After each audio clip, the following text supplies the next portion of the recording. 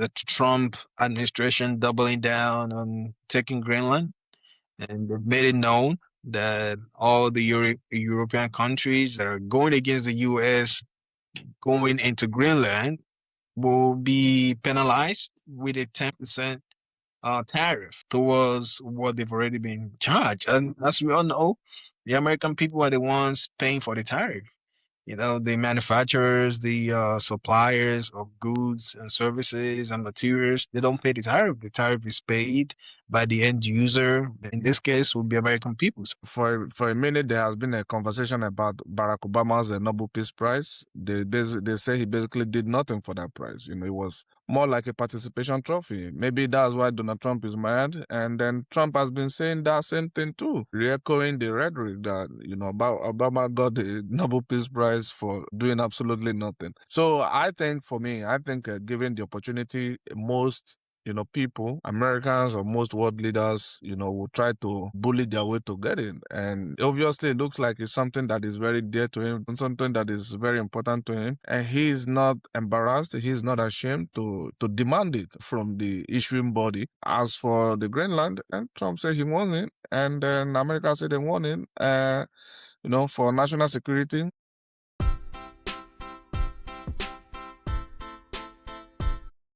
Hello, everyone. Welcome to the podcast. Thank you for joining us.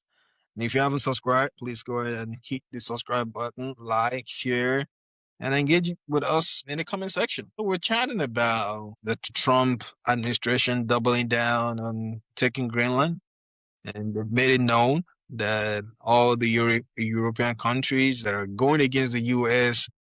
going into Greenland will be penalized with a 10% tariff towards what they've already been charged. And as we all know, the American people are the ones paying for the tariff. The manufacturers, the suppliers of goods and services and materials, they don't pay the tariff. The tariff is paid by the end user. In this case, will be American people. Is this going to be hurting more American consumers? Will American consumers leave without the products, the materials, the services coming from this European country? And if it is, I guess it'll be a good thing. And if it's not, this is another thing that I believe will count or go against Trump in the midterms. If Trump continues to pursue his international policies that involves taking Greenland, that involves making things expensive, making materials, making services expensive, especially things that are coming outside the United States, this will also go against them in the midterms. You don't want your president, you don't want your leader bullying people into getting what he or she wants. What do you think? I think with regards to the Nobel Peace Prize, given the opportunity, I think most leaders around the world will do it, given the opportunity. Yeah, they will just do it. They will just try to leverage their influence, and for a minute, there has been a conversation about Barack Obama's Nobel Peace Prize. They say he basically did nothing for that prize. It was more like a participation trophy. Maybe that's why Donald Trump is mad. And then Trump has been saying that same thing too, re-echoing the rhetoric that, about Obama got the Nobel Peace Prize for doing absolutely nothing. So I think given the opportunity, most people, Americans or most world leaders, will try to bully their way to get it. And obviously it looks like it's something that is very dear to him, something that is very important to him. And he's not embarrassed, he's not ashamed to demand it from the issuing body. As for the Greenland, and Trump said he won it, and then America said they won it. For national security. I listened to a program today. I think they call it a France 24 debate. One of the analysts was basically saying that the most reason why, the U.S. wants a Greenland is because of the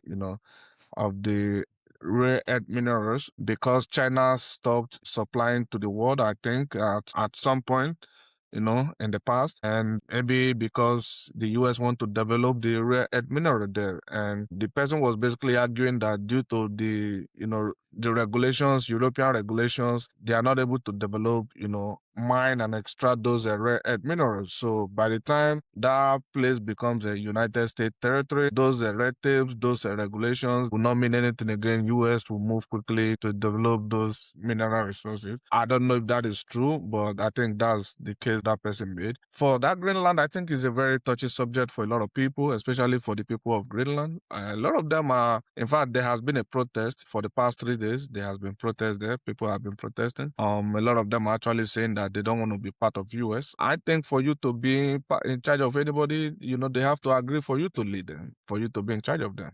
Yes, I definitely agree with you. But I'll start with what you said about President Obama basically not doing enough to get the Nobel Peace Prize. As we all know, Trump is, always looking for ways to discredit President Obama. President Trump is always jealous of President Obama. It's basically everything Trump can imagine himself to be. He's well spoken, he's well liked all over the world. People, he's basically a celebrity. You can't deny that Trump is also a celebrity as well. But I believe President Obama is more liked all over the world than uh, President Trump. And that alone hurts him whenever he thinks about it, whether it's the Republican Party or the Trump administration or President Trump himself, looking for a way to discredit President Obama. It's not a new thing. President Trump was the same person pushing the birther agenda, basically saying that President Obama wasn't born in the U.S. and he still believes that in his own mind that President Obama wasn't born in the U.S. He truly believes it, or he was just trying to gain media attention and have people pay attention to him. That remains untold. But President Obama is intelligent, is well spoken, and you can tell if you put President Obama's speech next to President Trump's speech, even a deaf man would know that, President Obama is well spoken, well liked, is a very good orator compared to Trump. Trump can't put two sentences together. But because of politics, because of the message that he pushed when it was campaign during first time, a lot of people resonated with that idea, and they voted for him. And he is again, they voted for him in the second term, and he's been trying to undo everything President Obama did during his 8-year term. So it's just unfortunate that the Republican Party, President Trump, will continue to do everything they can to discredit him. Whether President Obama did enough to get that award, I don't know about that, but they awarded it to him. It didn't ask for it. It wasn't captured in any public media that President Obama wanted the award, but they presented it to him. Trump is trying to match what Obama did and is begging people, basically forcing about it, crying about it. At the end of the day, he might get it because he's going to bully those countries, people in charge of selecting and giving this award out will bully them into giving it to him. All we can do now is to just wait and see what happens. But again, things like this are making other international partners stay away from the US. This is the same administration that is mad about Canada doing business with China, right? Because I'm your neighbor doesn't mean I can't do any business with another country. Because we're a long-time ally doesn't mean that I can't do business with another country. You've talked about annexing Canada. No, but in Canada wants to be part of the United States. And this is the agenda, this is the politics, this is the international politics the Trump administration is currently pushing, which is not going to favor them, which is not going to favor them even in local elections. We're going to see what happens in November. Yeah, I agree with you. There are people that are staunch MAGA that are leading the country, from behind the scene, that are, leading the country through President Trump. I still want to believe that a lot of these are not Trump's idea. People are just presiding over the country through Trump, and it's largely believed that Steve Miller and the wife are behind this because right after the day the U.S. captured the Maduro or kidnapped Maduro, Miller's wife basically tweeted that Greenland next. So both of them is believed that both of them are running the country. As far as Greenland goes, I think the people should be able to determine what happens to them.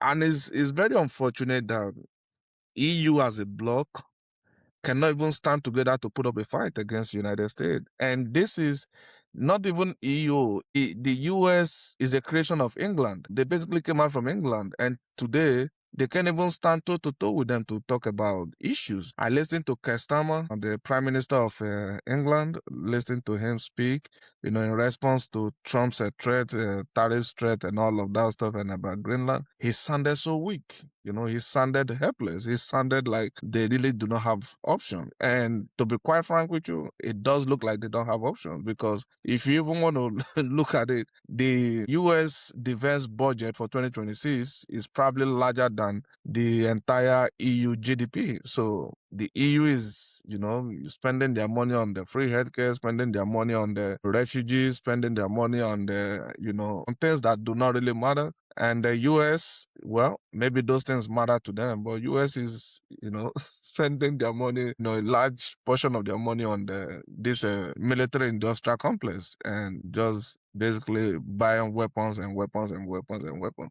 So it's unfortunate that I don't even see anybody that can stop Trump. Maybe he's just trying to be diplomatic, because I think it was today or yesterday that he basically tweeted that, they can do this either the hardware or the software, or something along that line. I don't see anybody that can stop him. Even EU combined cannot stop him. I also listen to Macron, French Prime Minister. All of them sounds very weak. Nobody, if Trump really mean it that he wants to take over Greenland, I don't see any of them that can stop him. All of them are just too weak. All of them are always strong when it comes to African affairs, but when it comes to United States, China, and Russia, all of them are weak. Yeah, that makes sense. They may not be able to match the defense budget. They may not be able to match the American military power, but they all know how they can fight America. Can fight America by dropping the dollar. If everybody drops the dollar, guess what's gonna happen? The dollar is gonna lose value, and the economic situation in America will get worse. China, Russia, they're working towards developing BRICS. And if Trump continues to go this route, maybe other countries, other European countries, and other African countries will join the BRICS and drop the US dollar. And if the US dollar is dropped, a lot of debts are going to come due, and the economy is going to go out. A lot of people in the United States are not going to like it, because everyone is going to feel it in their retirement account. They're going to feel it in their purses. They're going to feel it when they go to the grocery. So I think because you can do something doesn't mean you should really do it, right? And President Trump already mentioned that only his own moral can stop him from doing whatever he wants to do, not the checks and balances, obviously not the Speaker of the House, obviously not the people in the Senate, unless they lose those majority in the midterms. But if things continue to go this way, I'm sure a lot of countries are going to try to cut ties. Like I said, Canada is looking to do business with China.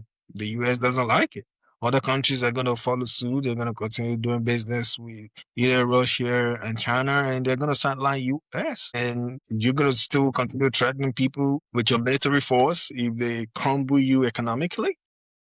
I don't know. But because you can do something doesn't mean you should do it. It doesn't mean, because when people start to call you bluff, you will be disrespected all over the world, and no one will pay attention to you, and your economy, your businesses will just get sidelined.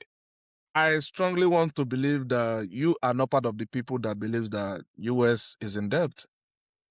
US, I don't think they are owing anybody, because the Treasury Department can basically go and print money to pay off those debts. Other countries, guess what's going to happen? Inflation is going to go up. But other countries and has your to money in end your the dollar. bank is going to be. Other countries has to end the dollar. US don't have to end the dollar. They can just basically go in there, print some more note, use it to take care of their financial obligations. So I am not part of the people that believe that US is in debt. They are not in debt. They can basically print money to cover those debts. They can make the money and then pay off those debts. But for England, for Europe, for India, for China, for Africa, they have to earn the dollar. But US don't have to. That is the big difference.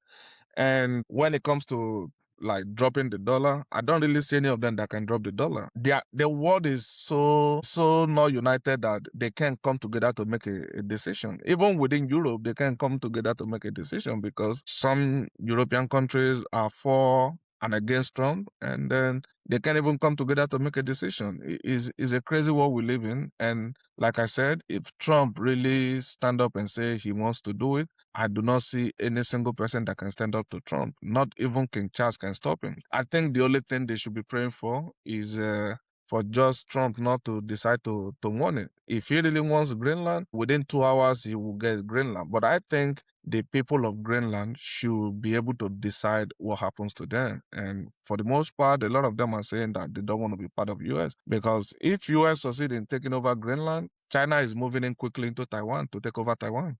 And then that will make, Russia's work easy in Ukraine.